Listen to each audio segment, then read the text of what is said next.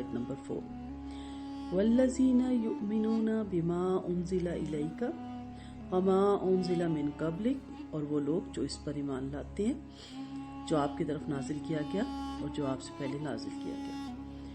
وبالآخرۃ ہم یوقنون، اور وہ آخرت پر یقین رکھتے ہیں. یہاں پہ مومن کی اوصاف بیان کیے جا رہے ہیں.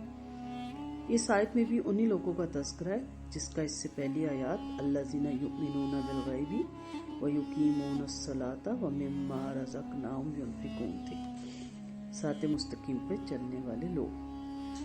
مجاہد سے روایت ہے کہ سورۃ بقرہ کی پہلی 4 آیات میں مومنین، پھر 2 آیات میں کافروں اور پھر 13 آیات میں منافقوں کا ذکر ہے. یہ چاروں آیات ہر اس مومن کے بارے میں عام ہے جس میں یہ اوصاف پائے جائیں، خواہ وہ عربی ہو یا اجمی ہو، انسان ہو یا جن ہو، اور ان میں سے کوئی ایک صفت دوسری صفت کے بغیر صحیح نہیں، کیونکہ ان میں سے ہر صفت دوسری صفت کے لیے شرط ہے.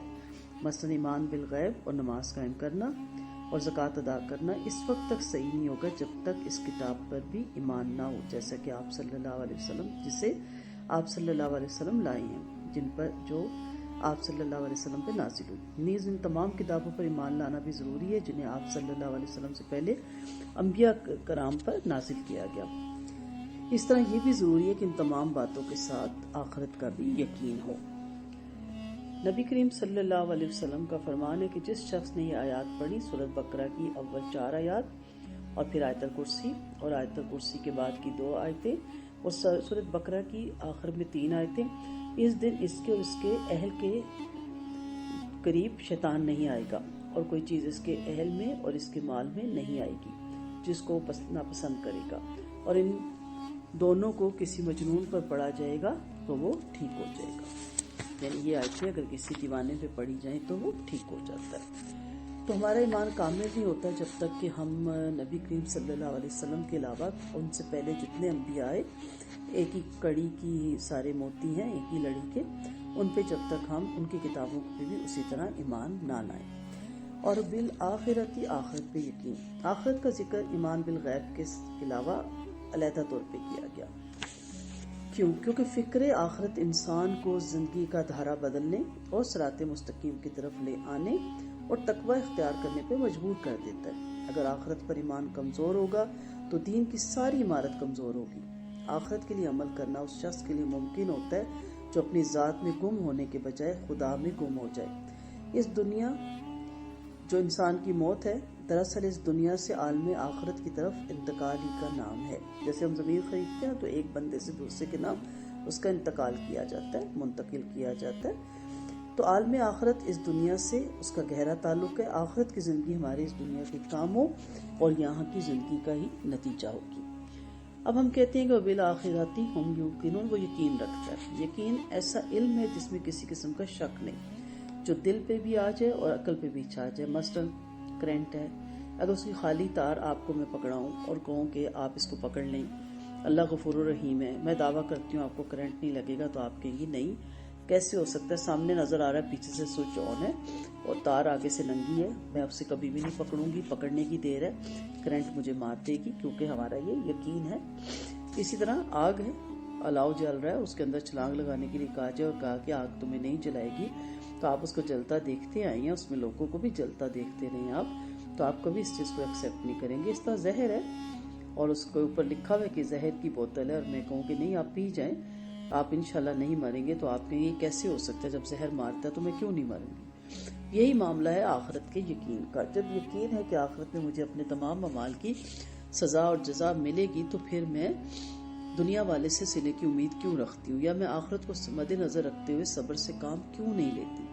سو دنیا دار العمل ہے. میں بارہا آپ کو یہاں بتاتی ہوں، یہ تعمیر حیات نہیں ہے. ہم اسے عمل کی دنیا سمجھنے کے بجائے تعمیر حیات میں لگ گئے کہ مکمل ہو جائے سب کچھ. یہ امتحان حیات ہے، یہ زندگی کا امتحان ہے، اس ٹائم پیریڈ سے ہم گزر رہے ہیں. آخرت دار الجزا ہے.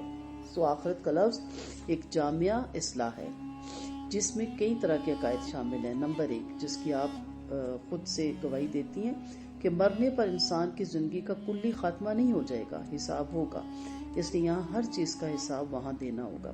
دوسرا، موجودہ نظام کائنات ابدی نہیں بلکہ فنا ہو جائے گی، تو پھر ہم نے بھی فنا ہو جانا ہے، تو اس موجودہ جو ہماری دنیا اس کو ہم بنانے سنوارنے میں عمر کیوں لگا رہے ہیں۔ تیسرا، فیصلے کے مطابق جو کامیاب پائے گا وہ جنتی ہوگا، جو ناکام ہوگا وہ جہنمی ہوگا، تو ہمیں وہاں پہ کامیاب ہونا ہے۔ تو ایمان بالآخرہ، اس میں حیات اور موت، یوم دین، جزا اور سزا، جنت اور جہنم کے تمام مقاصد اس میں شامل ہو جاتے ہیں۔ تو آخرت کا یقین ہمیشہ انسان کو غلط کاموں میں چلنے سے روکتا ہے، اور صلے کی بھی امید سے پھر آخرت ہی میں انسان اللہ ہی سے لگاتا ہے۔ اولئک علی ھدی من ربہم، یہ وہ لوگ ہیں جو اپنے رب کی طرف سے ہدایت میں ہیں۔ کون لوگ؟ جو ہم نے پیچھے ان کی صفات پڑھ لی، جو غیب پر ایمان لاتے ہیں، جو نماز قائم کرتے ہیں، جو کچھ بھی اللہ نے اس کو عطا کیا اس میں سے اس کی راہ میں خرچ کرتے ہیں، جو تمام انبیاء کو سچا مانتے ہیں اور ان کی کتابوں کو، اور نبی کریم صلی اللہ علیہ وسلم پہ جو قرآن اترا اس پر ایمان لاتے ہیں اور آخرت کا یقین رکھتے ہیں۔ اور کہا گیا یہ لوگ فلاح پانے والے ہیں۔ المفلحون، من مانی مراد پانے کو کہتے ہیں۔ اس سے مراد عذاب سے خلاصی، دوزخ سے خلاصی، جنت میں رسائی، دوزخ سے نجات، جنت میں داخلہ، یہ سارا اس میں آتا ہے۔ روٹ کیا ہے اس کا؟ فلاح بمانی پھاڑنا، کامیاب ہونا، بقا۔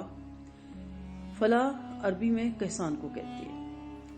اس کا مطلب کیا ہے کہ کسان جو بیج بونے کے لیے زمین کو پھاڑتا ہے، فصل پکنے پر کامیابی سے ہمکنار ہوتا ہے اور اس سے فائدہ اٹھانے پر اپنی مراد پاتا ہے۔ فاز بھی ایک لفظ آپ پڑھیں گے، بمانی کسی مصیبت سے بچ جانا اور ساتھ کسی محبوب چیز تک پہنچنا اور سلامتی کے ساتھ بھلائی حاصل کر لینا۔ حروف ازداد میں سے یعنی ہلاک ہونے کے لیے بھی آتا ہے، جس کے دو میننگز نکلتے ہیں۔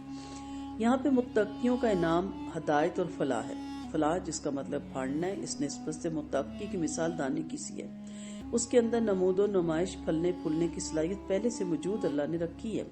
جو ہی اسے مناسب زمین میں رکھ دیا جاتا ہے، مناسب ماحول پیدا کر دیا جاتا ہے اور اس کی آباشی کی جاتی ہے، تو وہ دانہ زمین کو پھاڑ کر پودا بن کر نکلتا ہے اور دیکھ بھال سے وہ بڑا ہو کر ایک تناور درخت بن کر لہلہانے لگتا ہے۔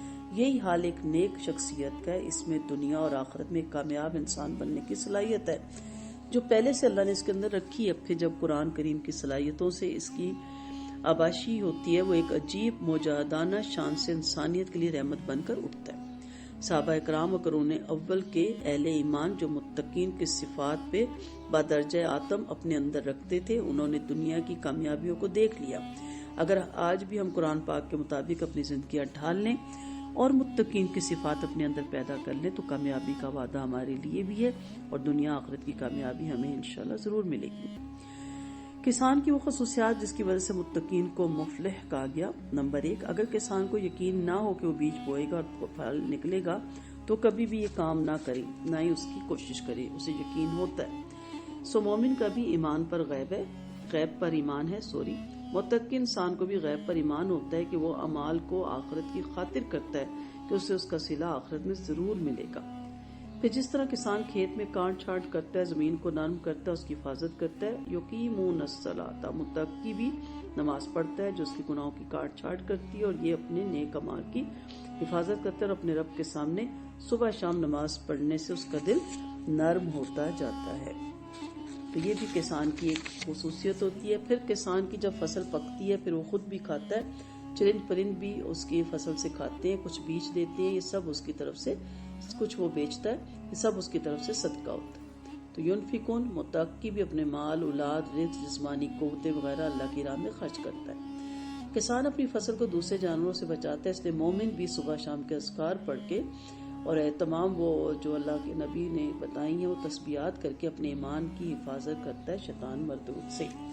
تو کسان جب لوگ سوئے ہوتے ہیں سحری کے وقت جا کے اپنی فصلوں کو پانی دیتا ہے اور اب کام کر رہا ہوتا ہے۔ اسی طرح ایک متقی بھی سحری کے وقت جب دنیا سوئی ہوتی ہے اپنے ایمان کی حفاظت کے لیے، اپنے رب سے دعا مانگنے کے لیے، جب وہ آسمان دنیا پہ آتا ہے اللہ تعالیٰ اس کے آگے ہاتھ اٹھاتا ہے اور دعا مانگتا ہے کہ اللہ تعالیٰ مجھے آخرت کی کامیابیوں اور دنیا کی کامیابیوں سے ہمکنار کرنا، اور اس کی سب سے بڑی دعا یہی ہوتی ہے کہ اللہ تعالیٰ مجھ سے راضی ہو جانا اور مجھے راضی کر دینا۔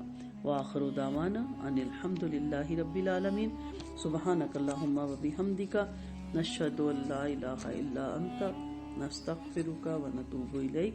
السلام علیکم ورحمۃ اللہ وبرکاتہ۔